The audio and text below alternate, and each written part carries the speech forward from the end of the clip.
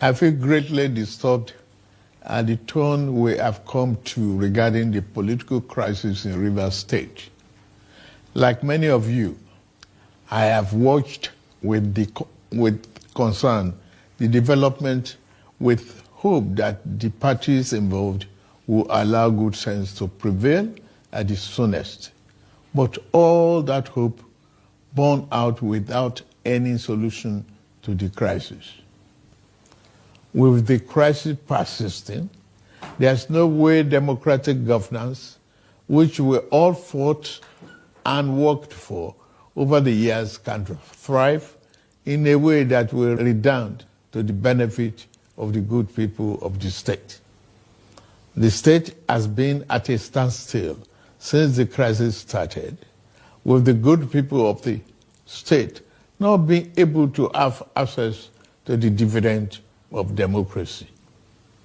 Also, it is public knowledge that the governor of Rivers State, for unjustifiable reasons, demolished the House of Assembly of the state as far back as 13th December 2023, and as up till now, 14 months after, now rebuilt the same. I have made personal interventions between the contending parties for a peaceful resolution of this crisis, but my efforts have been largely ignored by the parties to the crisis. I'm also aware that many well-meaning Nigerians, leaders of thought, and patriotic groups have also intervened at various times with the best of intentions to resolve the matter, but all their efforts were also to no avail. Still, I thank them.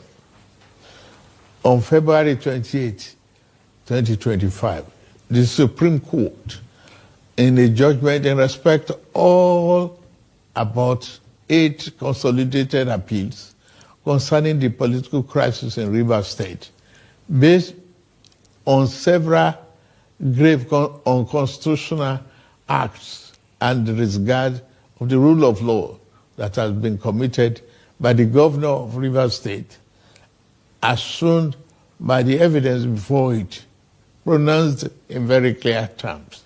And I quote, "A government cannot be said to exist without one of the 3 arms that make up of the government of a state under the 1999 Constitution as amended. In this case, the head of the executive arm of the government has chosen to collapse the legislature to enable him to govern without the legislature as a despot. As it is, there is no government in Rivers State," and I quote. The above pronouncement came after a catalogue of judicial findings of constitutional breaches against Governor Siminalayi Fubara.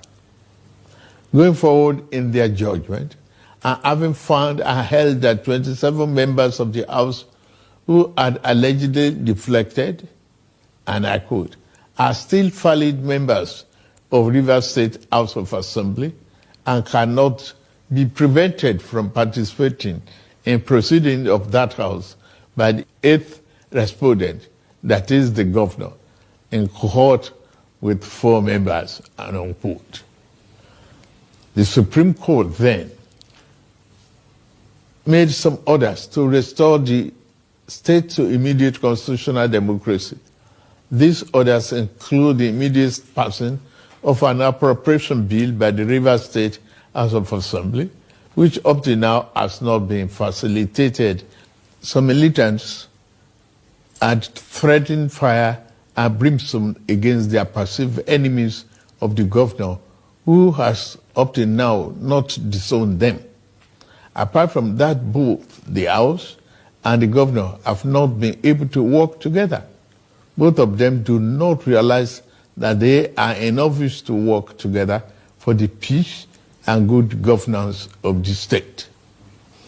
The latest security report made available to me show that between yesterday and today, there have been disturbing incidents of vandalization of pipelines by some militants without governor taking any action to curtail them.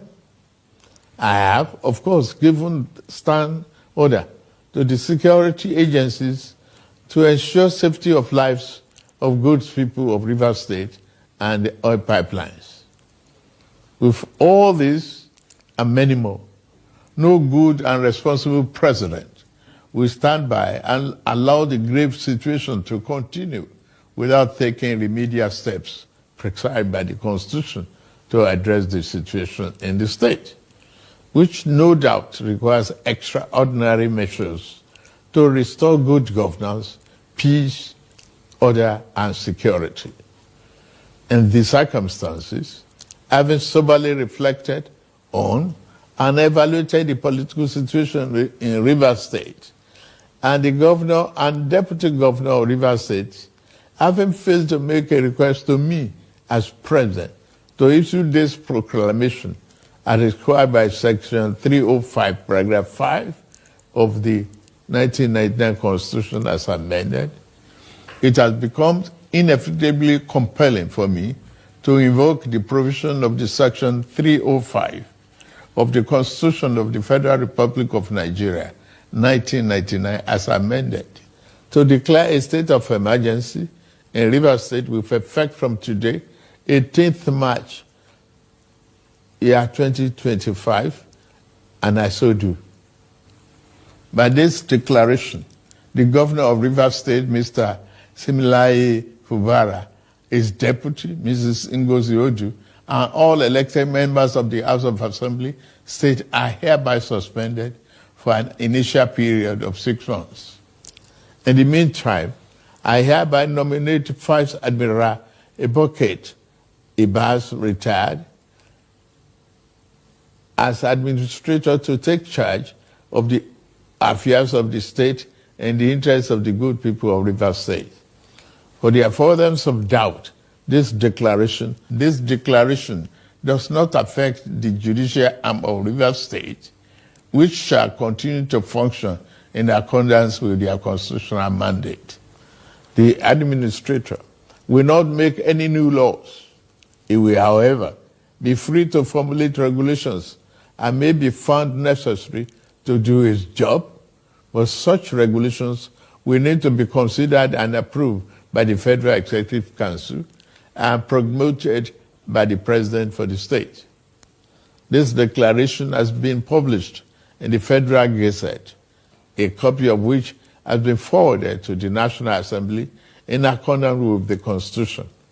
It is my fervent hope that this inevitable intervention will help to restore peace and order in Rivers State by awakening all the contenders to the constitutional imperatives, binding on all political players in the Rivers State in particular and Nigeria as a whole.